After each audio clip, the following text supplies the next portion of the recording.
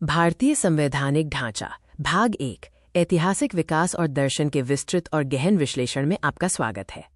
भारतीय संविधान की ऐतिहासिक पृष्ठभूमि कंपनी के शासन 1773 से 1858 और ब्रिटिश ताज के शासन 1858 से 1947 तक फैली हुई है। भारत सरकार अधिनियम 1935 आधुनिक संविधान का मुख्य स्रोत है, जिससे लगभग 250 अनुच्छेद लिए गए। संविधान निर्माण में 2 वर्ष 11 माह और 18 दिन का समय लगा। जुलाई 1946 में संविधान सभा का चुनाव हुआ। पहली बैठक 9 दिसंबर 1946 को हुई और प्रारूप समिति का गठन 29 अगस्त 1947 को डॉक्टर B.R. अम्बेडकर की अध्यक्षता में हुआ। ये 26 जनवरी 1950 को लागू हुआ। संविधान की प्रमुख विशेषताएं हैं कि ये विश्व का सबसे लंबा और लिखित संविधान है, जिसमें 470 से अधिक अनुच्छेद हैं। इसे उधार का थैला भी कहा जाता है और ये कठोर तथा लचीलेपन का एक अनूठा मिश्रण है। संविधान की प्रस्तावना हम भारत के लोग से शुरू होती है। ये संविधान के दर्शन और आधारभूत मूल्यों का परिचय पत्र है, जिसमें संप्रभु, समाजवादी, पंथनिरपेक्ष, लोकतांत्रिक गणराज्य जैसे महत्वपूर्ण शब्द शामिल हैं। संघ और उसका राज्य क्षेत्र अनुच्छेद 1 से 4 में निहित है। अनुच्छेद 1 के अनुसार भारत अर्थात इंडिया राज्यों का संघ होगा। अनुच्छेद 2 नए राज्यों के प्रवेश और अनुच्छेद 3 राज्यों की सीमाओं या नामों में परिवर्तन से संबंधित है। अब हम भारतीय नागरिकता पर चर्चा करेंगे, जो अनुच्छेद 5 से 11 में उल्लिखित है। भाग 2 में अनुच्छेद 5 से 11 तक नागरिकता का वर्णन है। भारत में एकल नागरिकता की व्यवस्था है। नागरिकता अधिनियम 1955 के तहत अर्जन और समाप्ति के नियम हैं और नागरिकता के अधिकार संसद द्वारा विनियमित किए जाते हैं। अनुच्छेद 6 पाकिस्तान से भारत आए व्यक्तियों की नागरिकता से संबंधित है। 19 जुलाई 1948 से पहले आए लोग साधारणतः भारत के निवासी माने गए। इसके बाद आए लोगों को पंजीकरण के लिए आवेदन करना होगा और 6 महीने भारत में रहना होगा। अनुच्छेद 7 उन प्रवासियों के अधिकारों से संबंधित है जो विभाजन के समय पाकिस्तान चले गए थे।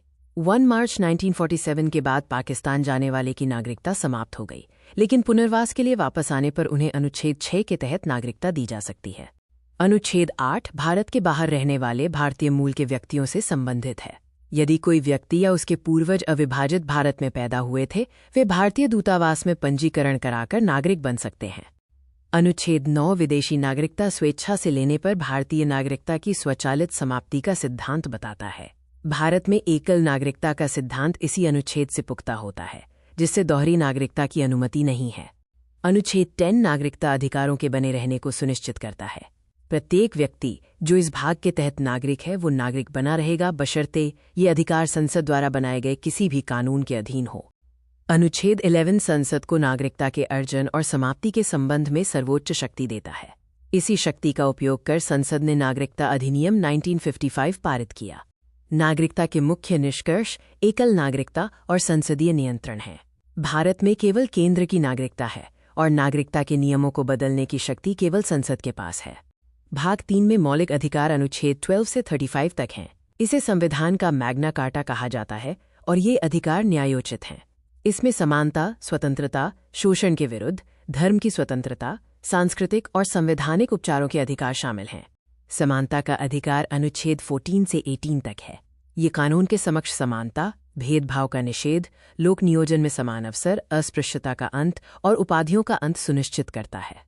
स्वतंत्रता का अधिकार अनुच्छेद 19 से 22 तक है, जिसमें 6 प्रकार की स्वतंत्रताएं शामिल हैं। अनुच्छेद 21 जीवन और व्यक्तिगत स्वतंत्रता का अधिकार देता है, जिसमें 6 से 14 वर्ष के बच्चों को मुफ्त शिक्षा का अधिकार भी शामिल है। शोषण के विरुद्ध अधिकार अनुच्छेद 23 और 24 में है। अनुच्छेद 23 मानव तस्करी और जबरन मजदूरी पर रोक लगाता है, जबकि अनुच्छेद 24 बाल श्रम पर रोक लगाता है। 14 वर्ष से कम आयु के बच्चों से खतरनाक काम कराना प्रतिबंधित है। धार्मिक स्वतंत्रता का अधिकार अनुच्छेद 25 से 28 तक है। ये धर्म मानने, धार्मिक संस्थाओं के प्रबंधन, धार्मिक कार्यों के लिए कर से स्वतंत्रता और सरकारी शिक्षण संस्थानों में धार्मिक शिक्षा न देने से संबंधित है। संस्कृति और शिक्षा का अधिकार अल्पसंख्यकों को भाषा, लिपि की रक्षा और शैक्षणिक संस्थान स्थापित करने का अधिकार देता है। अनुच्छेद 32 संवैधानिक उपचारों का अधिकार है, जो मौलिक अधिकारों के उल्लंघन पर सीधे सर्वोच्च न्यायालय जाने की शक्ति देता है। राज्य के नीति निदेशक तत्व DPSP भाग 4 में अनुच्छेद 36 से 51 तक है। इनका उद्देश्य भारत को एक कल्याणकारी राज्य बनाना है। ये आयरलैंड के संविधान से प्रेरित हैं और न्यायालय द्वारा प्रवर्तनीय नहीं है, लेकिन शासन के लिए आधारभूत हैं। डीपीएसपी की प्रमुख विशेषताएं इनकी गैर न्यायोचित प्रकृति और लोक कल्याणकारी राज्य की स्थापना का लक्ष्य हैं। ये सुनिश्चित करते हैं कि जनता का चहुमुखी विकास हो। अनुच्छेद 36 फीट राज्य शब्द को परिभाषित करता है। अनुच्छेद 37 स्पष्ट करता है कि निदेशक तत्व न्यायालय द्वारा प्रवर्तनीय नहीं है, लेकिन कानून बनाते समय इन सिद्धांतों को लागू करना राज्य का कर्तव्य होगा। समाजवादी सिद्धांतों के तहत अनुच्छेद 38 लोक कल्याण को बढ़ावा देता है। अनुच्छेद 39 संसाधनों का समान वितरण और समान कार्य के लिए समान वेतन सुनिश्चित करता है। अनुच्छेद 39 गरीबों को मुफ्त कानूनी सहायता प्रदान करने से संबंधित है। यह स्लाइड समाजवादी सिद्धांतों के कुछ और आयामों को दर्शाती है। उदार बौद्धिक सिद्धांतों में अनुच्छेद 44 समान नागरिक संहिता सुनिश्चित करने का प्रयास करता है। अनुच्छेद 45 6 वर्ष से कम आयु के बच्चों के लिए प्रारंभिक बाल्यावस्था देखभाल और शिक्षा प्रदान करने पर केंद्रित है। गांधीवादी सिद्धांत ग्राम पंचायतों के संगठन, ग्रामीण क्षेत्रों में कुटीर उद्योगों को बढ़ावा देने और सहकारी समितियों के स्वैच्छिक गठन पर जोर देते हैं। सामाजिक और स्वास्थ्य सुधार के तहत अनुच्छेद 46 कमजोर वर्गों के हितों को बढ़ावा देता है। अनुच्छेद 47 पोषण स्तर और सार्वजनिक स्वास्थ्य में सुधार पर केंद्रित है, जबकि अनुच्छेद 48 कृषि और पशुपालन को आधुनिक वैज्ञानिक आधार पर संगठित करने की बात करता है। आधुनिक प्रशासन और संरक्षण से संबंधित अनुच्छेद 48A, 49 और 50 शामिल हैं। मौलिक कर्तव्य भाग 4A के अनुच्छेद 51A में हैं। इन्हें 42वें संशोधन 1976 द्वारा जोड़ा गया। ये कर्तव्य संविधान, राष्ट्रध्वज के सम्मान, देश की रक्षा और 6 to 14 वर्ष के बच्चों को शिक्षा के अवसर प्रदान करने से संबंधित हैं। संविधान का संशोधन अनुच्छेद 368 के तहत होता है। संसद किसी भी हिस्से में संशोधन कर सकती है, बशर्ते वो मूल ढांचे को न बदले। संशोधन साधारण बहुमत, विशेष बहुमत या राज्यों की सहमति से हो सकता है।